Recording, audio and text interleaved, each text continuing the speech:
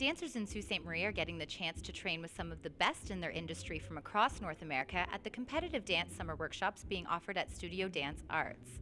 Liz is one of the instructors of the workshops, and she's in town from Los Angeles. I think one of the special things about the workshops is the caliber of the instructors involved. Tell me a bit about your background. I was born in Los Angeles, California.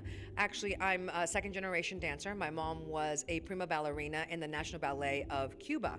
And when I was born, it seemed like the most natural progression that I would take dance. And I've been in the business now for probably a little over 35 years.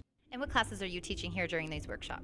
Jazz, actually. A little bit more towards the commercial end, because eventually a lot of these kids get so much ballet and a lot of modern here in Canada that part of the influence of bringing a little of LA is bringing a little of that fierceness, a little bit more of that commercial dance, bringing a little more of an edge to what they already have to their training, and helping them just expand their vocabulary and give them a stronger arsenal to work with. And that's how, and that's why it's vital to keep training. You have to keep all your skills up to snuff every single minute of the day. You cannot slack. You cannot think, oh, I've got this, because you don't know what your next challenge is going to be.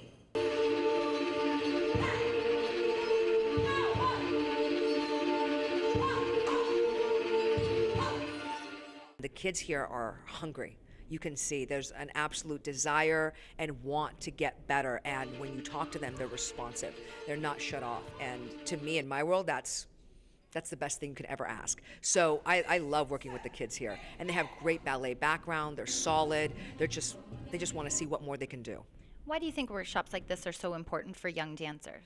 You know, workshops like this, I think, really help bring a little bit more of the real dance world alive for them. When they're with their teachers that are on an everyday basis, it kind of feels like a parent-child relationship. When you bring outside choreographers, it really helps you to pull up. Now you have something to prove. Now we actually put your training to the test to see where you're at. And I think it's a really great way to gauge where you are with your training. Are you better than what you thought you were?